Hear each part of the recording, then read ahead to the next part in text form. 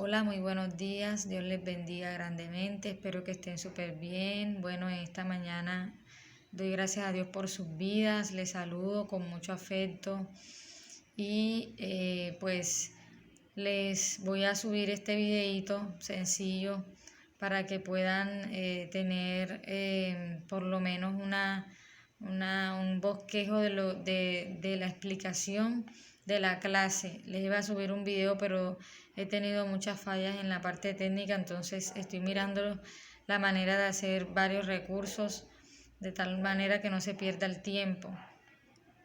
Continuamos en el momento de estructuración, pero antes hay una reflexión que quiero mostrarles corta, y es que hay ciertas cosas que nunca podemos perder. Entre esas está la forma de ser, la esencia humana que nosotros tenemos por lo que somos diferentes cada uno, la humildad de nuestra alma, la voz de nuestro corazón, el respeto por nosotros mismos y el valor por la vida.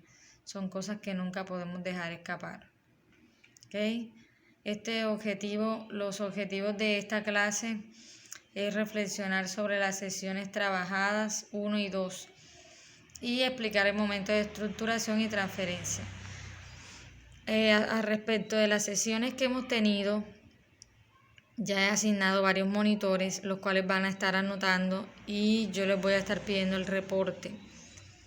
Ya, entonces cada estudiante que yo asigne como monitor me va a registrar en lo posible tanto los estudiantes que prestan atención, que están allí conectados, como los estudiantes que escriben por chat sin necesidad de otros temas.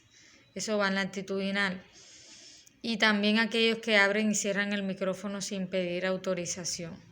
Tenemos unas reglas básicas y la idea es no romperlas. De usted va a depender la actitudinal ahora en este medio virtual, en su comportamiento y en el manejo y uso correcto o incorrecto de las sesiones. Listo, entonces en este momento de estructuración podemos decir que la definición es una muestra de características, más bien una de las digámoslo así, de los aspectos a tener en cuenta para hacer un concepto o una definición es mostrar las características de ese objeto, de ese animal, de ese, digámoslo así, de ese sustantivo, de eso que queremos definir. Ellos aparecen naturalmente en los diccionarios con unas abreviaturas entre paréntesis que indican el tipo de palabra que es. Además de eso, la definición nos permite también diferenciar de otros conceptos porque tiene unos aspectos distintivos. Eso significa que los rasgos que tiene algo, por ejemplo un lápiz, no son los mismos, por ejemplo, de un lapicero. Son parecidos en forma, pero en función son diferentes.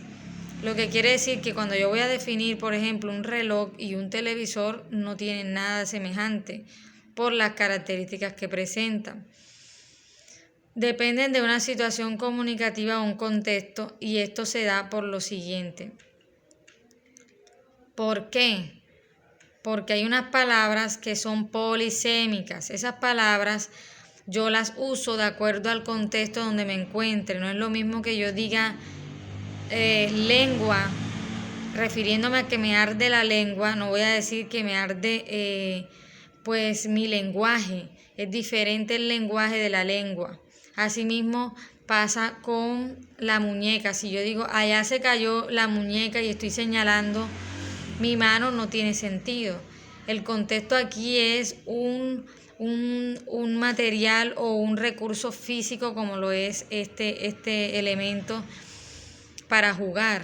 Si estoy diciendo que se está cayendo la hoja, no puede ser que esté hablando de una hoja de un árbol porque tengo una libreta en mis manos. Cosas así son las que permiten que yo pueda diferenciar esas palabras, ¿ok? Entonces, además de eso, expresa un significado, decir que tiene que tener un sentido en algún contexto. en alguna parte en que yo lo quiera aplicar. Ese significado es incambiable. Y además una definición debe mostrar claridad y exactitud, no me puede confundir, no me puede dejar más, ¿cómo es que es? Digámoslo así, desorientado, sino que me lleva al punto exacto. Podemos encontrar para cada definición sinónimos y antónimos. Ya estas palabras ayudan a acercarme y aproximarme a lo que es y a lo opuesto de lo que es la palabra. Por el cuadrito número 8 que dice diferenciar un vocablo, nos permite también comprender en qué partes de mi contexto o de otros contextos se utiliza. Y por último, se apoya en ejemplos. Obviamente, una definición por lo general está acompañada de algo que me diga o me indique de dónde surge esa palabra, por qué se usa y para qué se usa. Listo. Entonces aquí hay un ejemplo. Definición de la palabra ejemplo. Masculino, miren la M allí. Aquello que sirve de modelo imitable o eludible según se considere positivo o negativo. Entonces el ejemplo está debajo. Mejor no siga su ejemplo. Allí está clarita acá hay otro ejemplo. La palabra ilustración dice que es una estampa, un grabado o un dibujo que adorna un libro. Y el ejemplo que tiene es, este libro tiene unas ilustraciones a 4 colores. O sea que siempre la definición va a tratar de darme unas características o cualidades físicas o de función para qué sirven, pero también va a permitirme ver un ejemplo de eso que estoy explicando, de eso que estoy diciendo. Ahora, ahí aparece una F, significa femenino, es decir, una palabra femenina. Entonces, para que usted lo pueda notar. Aquí, miren, este es el ejemplo más claro. Dice que lápiz es un utensilio para escribir, ahí me está indicando la función. Dibujar o pintar, 3 funciones tiene el lápiz. Que consiste en una barra delgada, ahí están las características, y larga, generalmente de madera, con una mina cilíndrica. Ya debajo se encuentra el ejemplo. Saco lápiz y papel y comienzo a escribir. Ya me está indicando cómo funciona. Hay unas palabras también que son homógrafas. Esas palabras se escriben igual pero son diferentes en el significado. Una de ellas es granada, que es un fruto, y Granada, que es una ciudad. Gato, que es un animal, y gato, que es un instrumento. Es decir, estas palabras también nos van a veces en ciertos momentos a confundir. Por eso es necesario que ustedes manejen una buena ortografía, porque puede que escriban una palabra con una ortografía muy diferente a la real y eso también puede incidir en el significado. Aquí están los sinónimos y antónimos que también nos permiten acercarnos a la definición. ¿Qué se entiende por definición? Todo aquello que describe unas características de una palabra en cierto contexto. No es lo mismo hablar en el contexto del fútbol que hablar en el contexto de la educación. No es lo mismo hablar en el contexto de, digámoslo así, de la farándula, a hablar en el contexto de la ciencia. Entonces, cosas como estas nos van a permitir entender más acerca de la definición. Listo. Entonces, ya les ilustré lo que es definición y hay que tener en cuenta varias cositas. Que una definición no puede ser muy extensa, pero tampoco puede ser muy limitada, porque puede que esa palabra en otro contexto signifique otra cosa. Y no puede ser demasiado extensa porque puede que perdamos en sí el enfoque de qué es lo que estoy definiendo. Eso por una parte. Tenemos que tener en cuenta que las palabras que podemos definir son aquellas que presentan cualidades. Por ejemplo, yo no puedo definir el verbo cantar.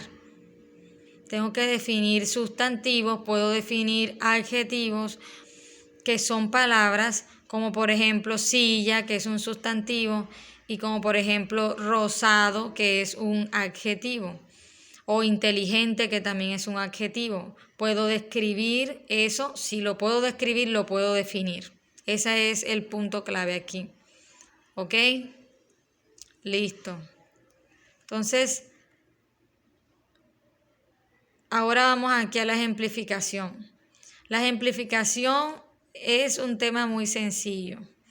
Y hicimos un ejercicio con algunos de ustedes que colocaran un ejemplo en los retos y muchos quedaron azules y parece un tema sencillo, pero no lo es. ¿Qué hacemos con la ejemplificación? Bueno, la ejemplificación funciona con casos particulares, es decir, que te toma una muestra. ¿Y qué es una muestra? Un objeto de estudio, algo en lo que me voy a enfocar, sea un lápiz, sea una grapadora, sea un cuaderno, sea el sol, sea un reloj, lo que tú consideres. Y la ejemplificación en sí está trasladándote a dónde puedo encontrar eso que va a ser definido. Por ejemplo, aquí dice, ilustran un concepto. Eso es lo que estoy tratando de explicarles ahora. Da un bosquejo, un dibujo, una imagen, una representación. Es lo que hace la ejemplificación. Debajo está como representación.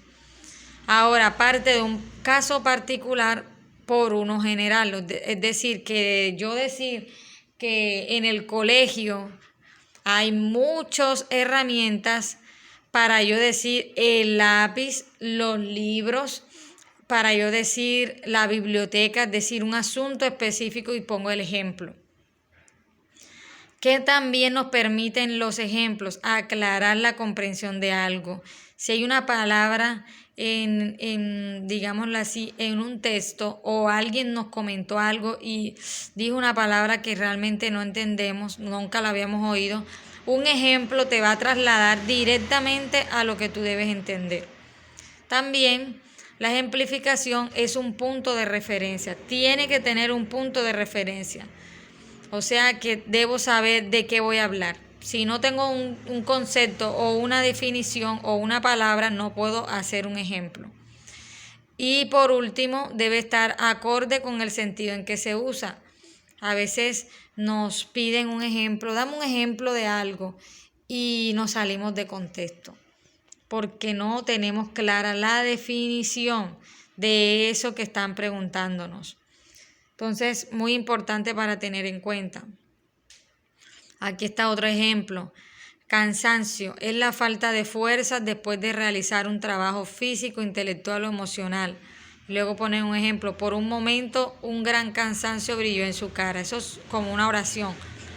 Pero yo puedo dar otro ejemplo de cansancio. Puedo decir que dolor muscular es producto del cansancio. Eso puede ser un ejemplo de cansancio, dolor en las piernas. Pero no puedo decir agotamiento. ¿Por qué? Porque es un sinónimo. Entonces estaríamos hablando de la misma palabra. No estaríamos dando un ejemplo como tal. ¿Listo? En este momento de transferencia podemos ver que íbamos a realizar esta actividad, pero bueno, tuvimos la falla y la idea era que ustedes llenaran prepárate para, pero lo vamos a hacer la próxima clase sincrónica. Entonces voy a pasar aquí rapidito. Listo, voy a pasar rapidito.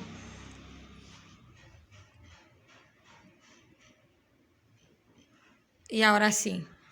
Resulta y pasa que para explicar este concepto o este tema de definición y ejemplificación, vamos a realizar un diccionario personal.